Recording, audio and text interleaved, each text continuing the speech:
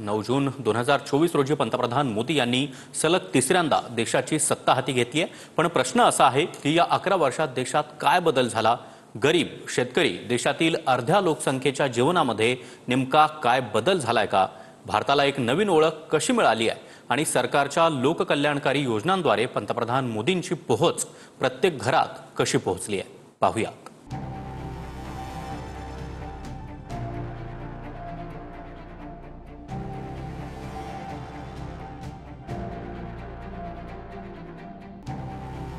नरेंद्र दामोदर दास मोदी, ईश्वर की शपथ लेता हूं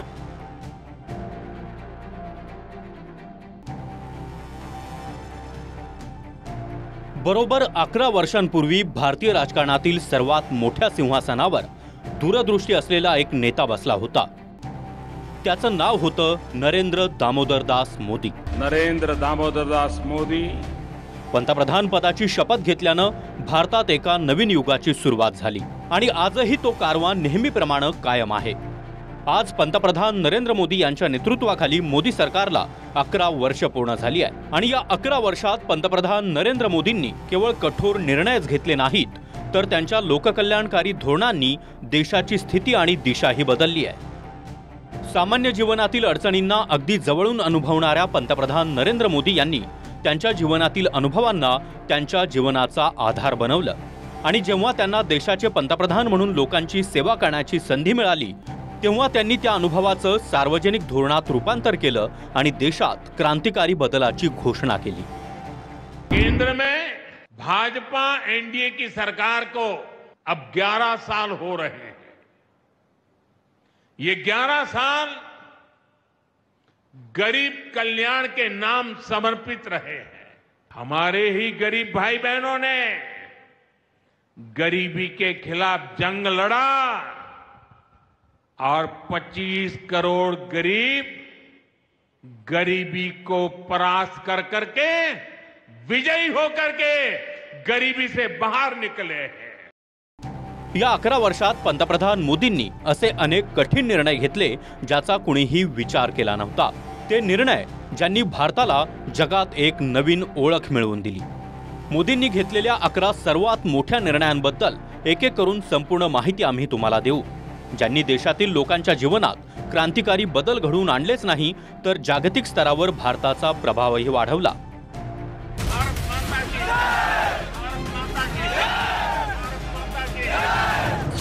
11 वर्ष विकसित भारताचा अमृतकाळ, दहशतवादाविरुद्ध न्यू नॉर्मल।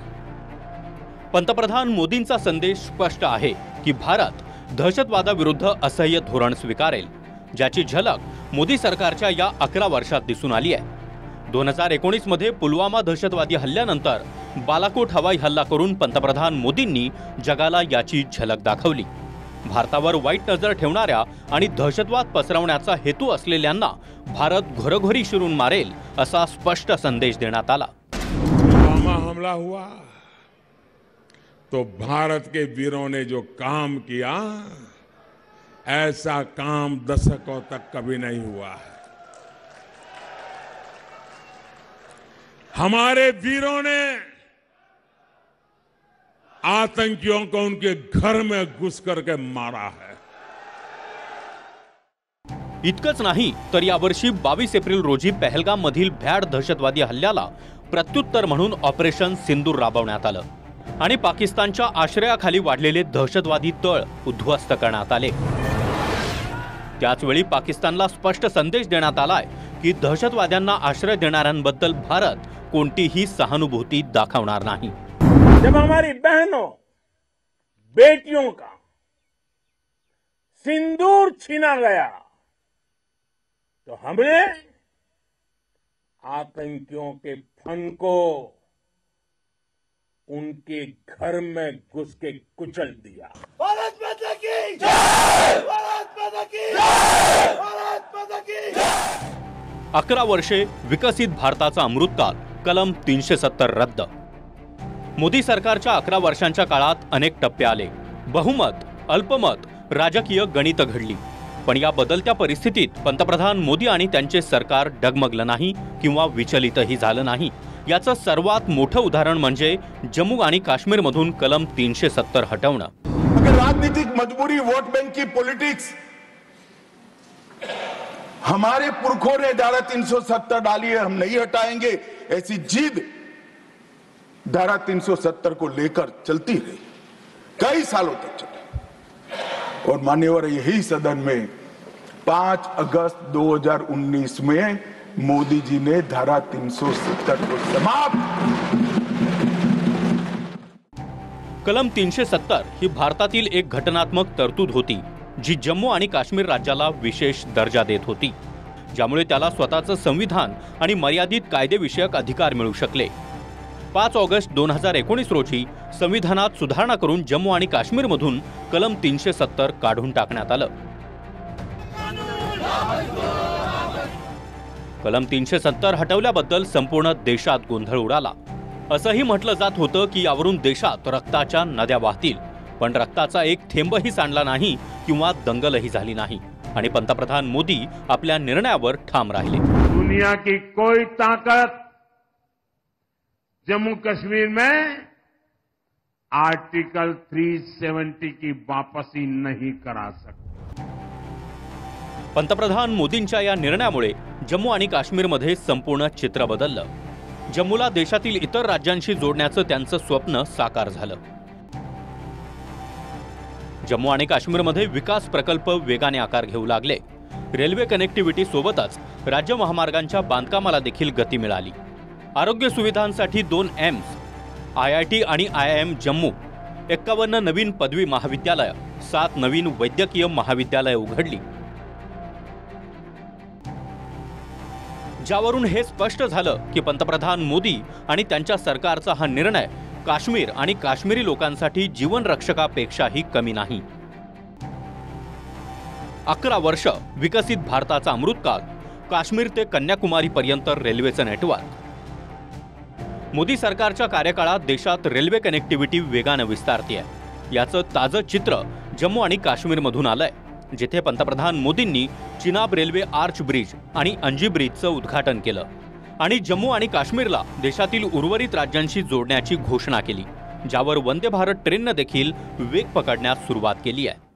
आज वादी कश्मीर भारत के रेल नेटवर्क से जुड़ गई है। कश्मीर से कन्याकुमारी ये अब रेलवे नेटवर्क के लिए भी हकीकत बन गया है कि इस प्रोजेक्ट ने हमारे कार्यकाल में गति पकड़ी और हमने इसे पूरा करके दिखाया। आज काश्मीर खोरं भारताच्या रेल्वे नेटवर्कशी जोडलं गेलं आहे। काश्मीर ते कन्याकुमारी आता रेल्वे नेटवर्कसाठी देखील एक वास्तव बनलंय। जम्मू आणि काश्मीरच्या लाखो लोकांचं स्वप्न पूर्ण झालंय। आमच्या कार्यकाळात या प्रकल्पाला गती मिळाली आणि आम्ही ते पूर्ण केलं। मोदींच्या कारकिर्दीत बांधकामाचं काम जलद गतीनं झालंच नाही, तर पंतप्रधान मोदी स्वतः प्रकल्पांवर बारकाईनं लक्ष ठेवतात, जेणेकरून ते निर्धारित वेळेत पूर्ण होतील याची खात्री करता येईल। ज्याचा जिवंत पुरावा म्हणजे चिनाब रेल्वे आर्च ब्रिज आणि जम्मू आणि काश्मीर वंदे भारत। 11 वर्ष विकसित भारताचा अमृतकाल, GST एक राष्ट्र एक कर। 1 जुलै 2017 हा दिवस भारताच्या कर प्रणालीसाठी एक ऐतिहासिक दिवस होता। संपूर्ण देश अनेक दशकांपासून एक राष्ट्र एक कर हे स्वप्न पाहत होता। अखेर मोदी सरकारनं त्यांच्या पहिल्या कार्यकाळात ते प्रत्यक्षात आणलं। अब गंगानगर से लेकर के ईटानगर तक, लेह से लेकर के लक्षद्वीप तक, वन नेशन वन टैक्स। ही व्यवस्था लागू होण्यापूर्वी लोकांना 500 वेगवेगळ्या प्रकारचे कर भरावे लागत होते, पण पंतप्रधान मोदींच्या या मास्टर स्ट्रोकनं कर प्रणालीत क्रांतिकारी बदलाचा पाया रचला। या कर प्रणालीनं पारदर्शकतेला चालना दिली, ज्यामुळे काळा पैसा आणि भ्रष्टाचार रोखण्यात खूप मदत झाली आणि गरिबांना देखील त्याचा प्रचंड फायदा झाला। 11 वर्ष विकसित भारताचा अमृतकाल, प्रधानमंत्री जनधन योजना। पूर्वी प्रत्येकाकडे बँक खातं नव्हतं। सरकारी योजनांचा लाभ घेण्यासाठी लोकांना बँकांबाहेर तासनतास उभं राहावं लागत होतं. बँक खाती उघडण्यासाठी बरीच कागदपत्र आवश्यक होती. पण पंतप्रधान मोदींनी प्रधानमंत्री पदाची शपथ घेताच गरिबांना बँकिंग व्यवस्थेशी जोडलं. पंतप्रधान जनधन योजना 28 ऑगस्ट 2014 रोजी लागू करण्यात आली. जानेवारी 2015 पर्यंत 12.5 कोटींहून अधिक खाती उघडण्यात आली आणि जानेवारी 2025 पर्यंत ही संख्या 54.5 कोटींपर्यंत वाढली. त्यापैकी 61% खाती ही महिलांच्या नावे आहेत. ही योजना बचत, कर्ज, विमा, पेन्शन आणि डिजिटल बँकिंग यांसारख्या सुविधांचा लाभ देते. माहितीनुसार 2013 मध्ये ग्रामीण भागातील 68.8% कुटुंबाकडे बँक खाती होती. 2019 पर्यंत ही संख्या 97.8% पोहोचली. शहरी भागात देखील बँकिंग सेवांची पोहोच 79.5% वरून 96.9% वाढली. प्रधानमंत्री जनधन योजनेचा सर्वाधिक फायदा बिहार, झारखंड, पश्चिम बंगाल, ओडिशा, छत्तीसगड, मध्य प्रदेश आणि आसाम यांसारख्या आर्थिकदृष्ट्या मागासलेल्या राज्यांना झाला आणि हा भारतातील बँकिंग क्षेत्रातील क्रांतिकारी बदलांपैकी एक मानला जातो. पंतप्रधान मोदी आणि त्यांचं सरकार दररोज नवीन निर्णय घेत आहे, ज्यामुळे भारत स्वावलंबीतेसह विकासाकडे वेगाने वाटचाल करतोय. हम चले या न चले, हम करे या न करे, देश चल पड़ा. 11 वर्षात देश फक्त चालला नाही तर धावला, विकसित झाला, विश्वास आणि आत्मविश्वासानं बहरला. आज इंडिया इज गोइंग ग्लोबल. गेल्या 11 वर्षात भारत जागतिक शक्ती बनण्याच्या मार्गावर असल्याचं जगानं मान्य केलंय. मैं नरेंद्र दामोदर दास मोदी ईश्वर की शपथ लेता हूं कि हा बदल घडला कारण 2014 नंतर पंतप्रधान मोदींनी समाजाच्या शेवटच्या रांगेत उभ्या असलेल्या नागरिकांना सन्मानानं जगण्याचा अधिकार देण्यासाठी निर्णय घेतले. 11 वर्ष विकसित भारताचा अमृतकाल, महिला सक्षमीकरण योजना. पंतप्रधान मोदी आणि त्यांचं सरकार विकसित भारतातील महिलांना मुख्य भागीदार बनवण्यासाठी सतत काम करत आहे. पंतप्रधान मोदींचा प्रवास ही एक असाधारण गाथा आहे, जो संघर्षाच्या अमर्याद उष्णतेत शांत झाल्यानंतर एक पोलादी दृढनिश्चयी व्यक्तिमत्व म्हणून उदयास आलं. त्यांनी गरिबी आणि वंचिततेशी झुंजणारी कुटुंब पाहिली आहेत, म्हणूनच त्यांना अर्ध्या लोकसंख्येच्या समस्या समजतात. म्हणूनच पंतप्रधान मोदी यांनी स्वच्छ इंधन आणि पर्यावरणाच्या रक्षणासाठी गॅस सिलेंडर देण्यासाठी उज्ज्वला योजना सुरू केली. पंतप्रधान मोदींनी 1 मे 2016 रोजी उज्ज्वला योजना सुरू केली. गेल्या 9 वर्षात 238 कोटी सिलेंडर पुन्हा भरण्यात आले, ज्यामध्ये मे 2025 पर्यंत 10.35 कोटी महिलांना त्याचा फायदा झाला. लाभार्थी महिलांपैकी 80% ग्रामीण महिला आहेत. यासोबतच मोदी सरकारनं लखपती दीदी, नळ पाणी, मुद्रा कर्ज आणि स्वच्छ भारत मिशनद्वारे महिलांना स्वावलंबी बनण्यासाठी वेगानं काम केलं. इतकंच नाही तर देशाला तसंच जगाला स्वच्छतेचा धडा शिकवणाऱ्या पंतप्रधान मोदींनी महिलांना लक्षात ठेवून स्वच्छ भारत अभियानाअंतर्गत आतापर्यंत 10 कोटी शौचालय जनतेला समर्पित केली आहेत. गैस मिला, बिजली मिली, घर मिला, अनाज मिला, वाह, और पानी मिल गया. पानी भी मिलता है. 11 वर्ष विकसित भारताचा अमृतकाल, आयुष्मान भारत योजना. देशातील गरीब आणि मध्यमवर्गीय कुटुंबाचं आरोग्य लक्षात घेऊन पंतप्रधान मोदींनी आयुष्मान भारत योजना सुरू केली. ही जगातील सर्वात मोठी आरोग्य विमा योजना मानली जाते. या अंतर्गत प्रत्येक कुटुंबाला 5 लाखांचा आरोग्य विमा मिळतो. 50 कोटींहून अधिक लाभार्थी याचा लाभ घेत आहेत. 50 करोड़ पॉपुलेशन, एक प्रकार से आधी जनसंख्या, उनको साल भर में 5 लाख रुपया तक की बीमारी का खर्चा सरकार भुगतान करेगी. एक साल में परिवार के एक व्यक्ति, सब व्यक्ति अगर जितनी बीमारी होती है 5 लाख रुपए तक का पेमेंट सरकार देगी. 11 वर्ष विकसित भारताचा अमृतकाल, शेतकरी सन्मान निधी. पंतप्रधान मोदी देशाच्या अन्नदात्यासाठी देखील सतत काम करतायत. त्यांना माहिती आहे की आपला अन्नदाता देशाच्या अर्थव्यवस्थेचा कणा आहे. अशा परिस्थितीत त्यांना आर्थिक बळकटी देण्यासाठी पंतप्रधान मोदी आणि त्यांच्या सरकारनं किसान सन्मान निधी योजना सुरू केली. देशातील 12 कोटी शेतकरी या योजनेचा लाभ घेत आहेत. या योजनेअंतर्गत केंद्र सरकार शेतकऱ्यांना दरमहा 6,000ची मदत देतं. कोई बिचौलिया नहीं, कोई कटमनी नहीं, कोई मेरा तेरा नहीं, किसान मतलब किसान. हमारी सरकार अपने मेहनत कर किसानों के सामर्थ्य में सहयोग के लिए खर्च कर रही है. 11 वर्ष विकसित भारताचा अमृतकाल, गरिबांना रेशन. पंतप्रधान मोदींचं ध्येय आहे की कोणताही गरीब उपाशी झोपू नये. म्हणूनच सरकार गरिबांच्या कल्याणासाठी प्रधानमंत्री गरीब कल्याण अन्न योजना चालवत आहे, ज्या अंतर्गत 81 कोटी लाभार्थ्यांना मोफत रेशन दिलं जात आहे.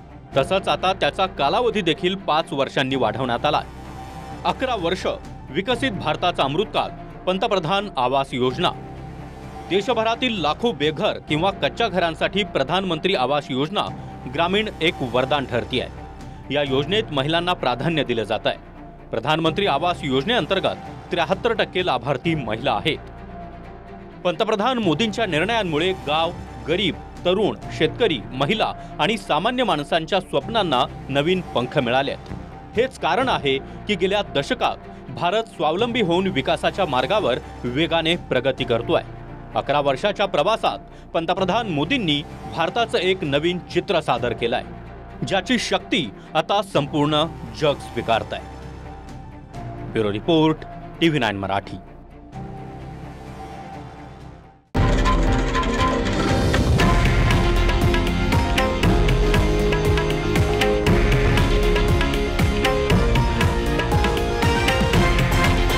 हे आहे देशातील नंबर 1 न्यूज नेटवर्क आणि आपण पाहत आहात TV9 मराठी, एकमेव.